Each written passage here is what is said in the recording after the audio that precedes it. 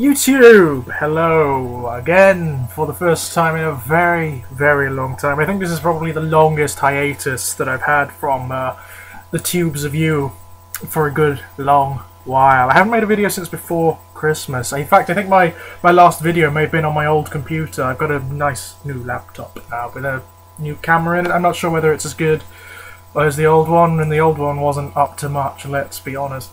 This is sort of an experiment, we'll see, won't we? Oh god, so much going on in the world. Actually, I don't have a specific reason for making this video. I'm busy at the moment, I'm editing. Not my own, I'm actually editing a novel for a company, Dark Moon Press, Dark Moon Digest. It's an American company that produces wonderful sort of pulp horror stuff. It's really good fun. They have a monthly magazine in which they publish short stories and comics and poems and things, and they also produce novels and novellas and that sort of thing. It's really, really good fun, and they actually accept a lot of submissions from new and aspiring authors as well. They've published a couple of my things, by the way. I will put a link down below to Dark Moon. For those, if you really are into the sort of the pulp horror or slightly offbeat or off-the-wall horror, give them a go. The editors, of which I am one, are really quite open to new stuff. Very open, in fact. It's a really good, silly, fun read for the most part. They do a lot of horror that's very unusual, the sort of slightly comedic horror stuff, or the self-aware parodic horror stuff. They do a lot of that, as well as stuff like my fiction, which is very weird and bizarre and slightly distressing. Yes, I have no... so that's basically why I'm making this video. It's actually because I should be working. But I've hit that point where I'm getting frustrated with what I'm doing. So I'm looking for a distraction of any kind, and the camera just seemed to provide it this time round. Lots going on in the world, lots to talk about. Of course, there's the whole soap of Piper actor thing, which I will talk about some other time when I'm feeling more composed and inclined to do so. There's the whole Jetfair factory fiasco with Hasbro, which I'm very annoyed about, very annoyed, because that somewhat soured my enthusiasm for Transformers somewhat. Not completely. Obviously, it's something that has to be come up with measurement and with a certain degree of equanimity and consideration, but it's annoying, it's frustrating that this corporatist nonsense infects and pollutes everything, even the most innocent of things. Yes, I will be making videos about that at some point when I have more information. For one thing, I really want to have as much information as possible before I actually make videos on those. Actually, there is a video I will point you to, which is fantastic. I'll leave a link to that below too. DamnYouHussies did a video on the whole Jetfair factory thing, which I think is more or less perfect. It sort of makes any attempt I could do redundant, really. He comes at the issue with a great deal of, as I say, equanimity and consideration. He doesn't just go on he doesn't launch on some tirade or anything like that. And the solutions that he provides are very measured, probably far more measured than I would have provided if I'd just gone off and made a video right away. I was quite frothing and furious when it first came to light. But yes, all manner of things in the world that require commentary. One of the more interesting things that came out recently was the case of a Catholic diocese in Milwaukee, where 8,000 separate cases, recorded cases of child abuse, were discovered during an investigation that the church had actively attempted to cover up rather than report. It's insanity. It's one of those instances. The Catholic Church is one of those institutions that I have no tolerance or time for. None whatsoever. None. It is the very definition, the very measure of an evil institution that actively mandates and encourages human harm on a massive scale, and yet somehow is insulated against reprisal, is insulated against due process or criticism for these things, simply because of its status as a religious institution as opposed to a political one or a philosophical one or whatever. It's appalling. In any sane world, the Vatican would have been hammered by neighbouring countries by now, by any country in which these abuses has been found to occur, which is pretty much any country where there are Catholic churches. It should by now it should have been brought to account, and everyone involved from the Pope down should have been arrested and brought to account. Of course, that's totally unrealistic and probably isn't going to happen anytime soon. The best we can hope for is that these scandals keep coming to light and keep coming to light, and the influence and reputation, the undeserved influence and reputation of the Church continues to crumble until there's nothing left. That's the best thing we can hope for. What else is going on? I turned 28 recently. Yes. Doesn't really mean a great deal to me. Thank you very much indeed for all of the birthday wishes, by the way. But yeah, it's one of those things. Age doesn't really mean a great deal to me. All birthdays really are for me is that occasionally I get presents and there's something to drink and nice things to eat knocking about. That's really all it means to me. Oh yes, also some stunning and not so stunning movies around at the moment. One I saw recently. Oh my god! Without hyperbole, it was a while ago when I went to see it. When I was dragged to see it, really, I went to see it as a matter of work. So yes, I did not go and see this by choice. And please, don't go and see it by choice. Do not pay to go and see this unadulterated piece of donkey wank. It is an appalling piece of work. The Darkest Hour. Without hyperbole, one of the worst, one of the most inept movies I have ever seen. You know, even films I find perfectly wretched, films that I hate, you know, the Roland Emmerich 2012, the Michael Bay Transformers movies, those sorts of things, all of them at least have something. Most of them have something. There'll be some effects, there'll be some scene, there'll be some performance or whatever that's mildly amusing. They will raise a smile or whatever, or is marginally competent. The Darkest Hour, I sat through it and there is nothing. Not one scene, not one line, not one performance, not one piece of direction that is even adequate in this movie. It is universally appalling. It's so bad. It's a perfect example of what happens when you have people involved who have nothing but contempt for their audience. Nothing but contempt. It's the cheapest, most derivative, most atonal, ridiculous, lacking in depth piece of shit I have ever had the misfortune to sit through. From the very first instance, from the first few minutes, my arse started to ache. Presumably in sympathy with my brain and my sense of taste that were just sitting there becoming increasingly appalled by this toothache, this cinematic equivalent of toothache. I can describe it as nothing less. It hurts to watch. It's that bad.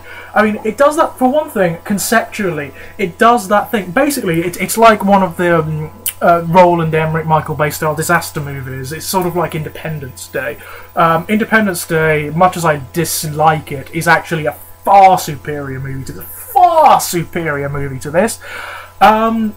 Even the silly, ridiculous computer hackery bollocks and the ridiculous solutions and the hideous sort of jingoistic nonsense in that movie, it's a million times better than The Darkest Hour, because at the very least Independence Day has some good effects. You can see, you know, the buildings being destroyed and the scenes of apocalypse are kind of fun, and the movie has at least a marginal sense of fun about it. The Darkest Hour is this drear, droll piece of shit that takes itself very seriously but has one of the silliest concepts at its core. You know that joke that people sometimes say about how you know, if you're trying to make a monster movie but you don't have any budget, why don't you just make the monsters invisible? Then you can just have people reacting to nothing. It's that! It is that concept, but taken completely seriously. There's no hint of irony in this movie. The aliens that come down, which are made of energy and fuck with electronics, for no good reason, are invisible, or they become invisible.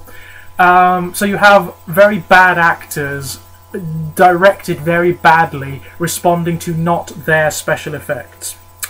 It's just appalling. And the worst thing about it isn't even that. I mean, the direction is appalling. The direction is Michael Bay light, right? Whoever, the nobody who directed this movie has seen a lot of Roland Emmerich and Michael Bay and is trying to ape those directorial styles, whatever they are. Lots of big panning shots, which are the only shots Michael Bay can do, you know,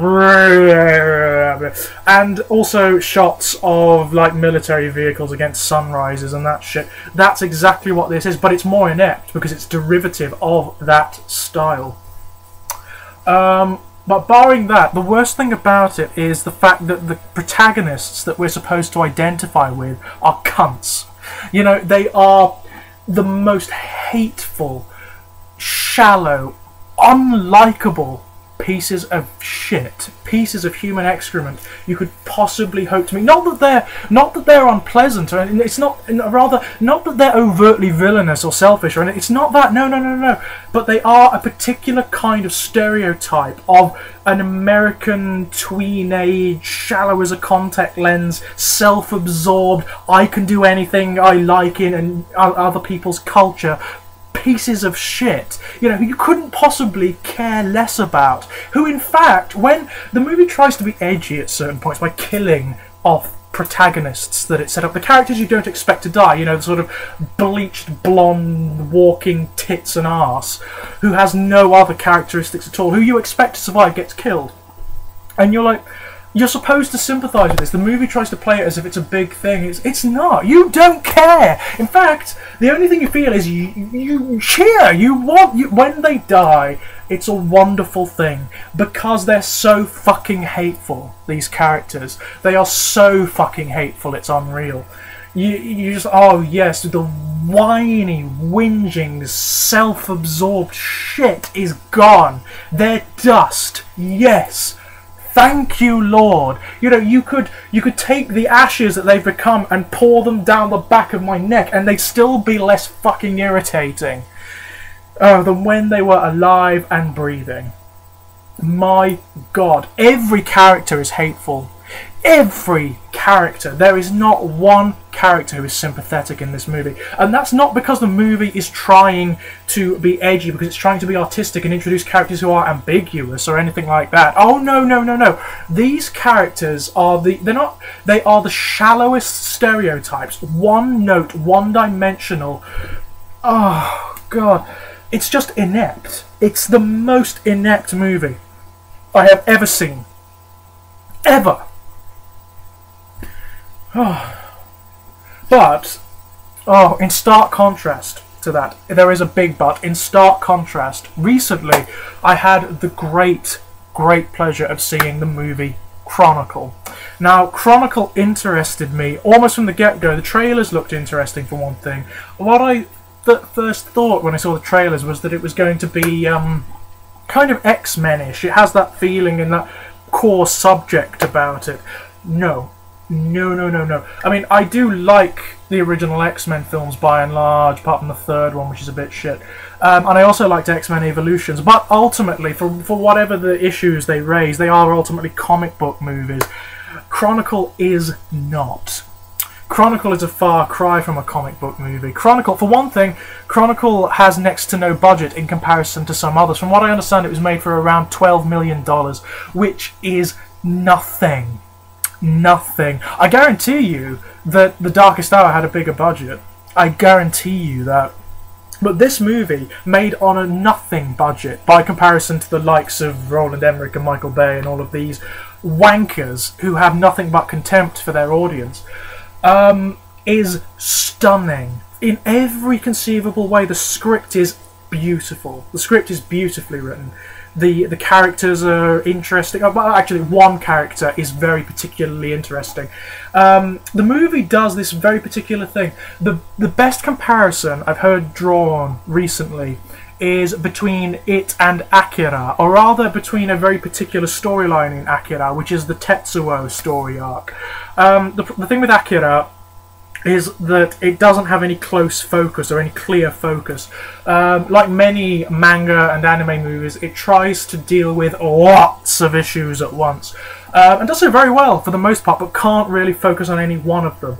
It deals with the life cycles of cultures and societies. It deals with political corruption and saturation, cultural saturation of ideas, apathy amongst the members of culture and society. It deals with metaphysics and so on and so forth. Whereas what Chronicle does is takes the core story of Tetsuo and focuses on it. It forces this very sharp focus by paring everything else away. There's nothing redundant in this. That's what it's the editor and the writer in me that responds to it more than anything. There's nothing redundant in it. Everything is very refined and honed and well sculpted. That's what's so beautiful about it. I mean, the story is basically Tetsuo's. You have this wonderful young guy, this actor who I'm sure is going to be in so many movies from this point on, and if not, it's a fucking crime because he's a stunning actor. He really is. Very, very young man. He is almost like the archetypical isolated outcast in American youth culture. He is very quiet, very sensitive, very smart, very creative, but at the same time has characteristics that are redolent of certain conditions like Asperger's or autism. He is very socially isolated and inept. He finds engagement with the culture in which he exists very difficult, and he doesn't relate to other human beings of his age at all, really. On top of that, he exists in circumstances that are hostile, brutal, and violent. His father is a drunk who takes out his sense of self-frustration on his son. Everything is his son's fault. Everything. The fact that his career ended because of an accident that he had. He was a fireman or something. The fact that his mother is ill. Everything is this kid's fault. Everything. And this kid is slowly breaking down. Despite being massively intelligent and creative, he is slowly losing his mind. And throughout the course of events, his cousin, who is one of the only human beings he relates to, and this other guy, they're at a party, some sort of high school party, and they're very drunk, and they find a hole in the ground from which this sound is emanating, sort of warm sound, very unusual sound. This is, by the way, a found footage, documentary style movie, and I know that a lot of people out there will be put off instantly by that. It's not, it's kind of like the Blair Witch in that everything is shot first person. The kid, from the get-go, the kid is established as having recently bought a camera. And this camera is sort of the way he relates to the world. It's his barrier between himself and the rest of the world. He can function through the camera, as it were. So most of what you see is through his eyes, or rather via him through the camera. It doesn't focus exclusively on that. There's other footage too. There's other footage from other people who have cameras, from camera phones, from security cameras, from news cameras. All sorts of different bits of footage are spliced together to make this documentary style movie. what I would say is that I think people who even people who don't like documentary style movies, like documentary horror movies, will enjoy this. I think they really will, because it's shot in it. It's very clever. It's very, very clever. In order to get around some of the issues that you have with found footage horror movies, for example, the fact that you very rarely see the protagonist on screen because they're busy behind the camera. This movie gets around that very cleverly. This hole, they go down into it just for a lark because it's interesting, and they're drunk and there's something weird going on. And whilst they're down there, they come across this thing. You never find out what it is. It doesn't belabor itself explaining what this thing is, but it's like a configuration of crystal with lights and things in it, and there's organic parts too. And they touch it and it seems to respond to them, and it fucks up the camera too. But later on, as a result of this contact, they start to develop capacities. They start to develop telekinetic and telepathic abilities. They can move objects, and they can crush objects, and they can make objects fly, and they can levitate themselves. And they get stronger the more they use it. And for this kid who is getting increasingly brutalized by his home life, by his school life, which is a tribal and hostile environment, just by culture in general, which seems to want nothing more than to crush him like an ant.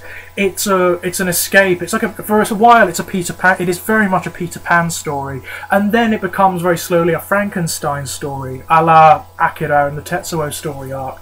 Now this kid is wonderful. I mean, his character is so well developed, and it's so well communicated. The pressures that are forcing his development, or are corrupting his development as a sensitive and intelligent and creative human being, and turning him into a monster, turning him into Frankenstein's monster, turning him into Magneto, or whatever analog you can think of. They're made very clear, and they're made very forcefully. It's a fabulistic movie. Basically, what the message of the movie is very clear. And it forces this focus for the viewer. It forces it. It basically says, if you allow your children to grow up in a brutal and violent and hostile environment, whether it be at home, whether it be at school, whether it be in wider culture, then expect them to act in a hostile, brutal and violent manner. Don't expect anything less. And expect it to come back on you. That's what it basically says. And expect them to bring that culture crumbling down around your ears, if they get the capacity, which is what this is. It's the boy gains a means of manifesting every sickness, every neurosis that he's been conditioned with, that he's had imposed upon him by his parents, by the culture, and so on and so forth. Throughout this movie, you are forced to sympathise with this kid. Primarily. The other characters, although they have their moments, although they have certain ambiguities and complexities, they are archetypes, and very deliberately so. This is unlike in The Fucking Darkest Hour. This is not an accident. This is not because of inept writing. This is very deliberate. It forces the focus on this one character, and you are forced to empathise with him. It's a there but for the grace of God go I story, basically. And even when he finally snaps and loses it, and boy does he lose it, there is a brilliant, genuine primal scream moment where he is just standing in the middle of a square.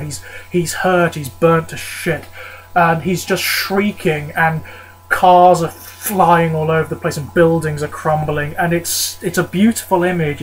It's beautiful and distressing, and it's a sort of a visual representation of the suffering and the pain of a youth that has had all of the ills of society heaped upon him.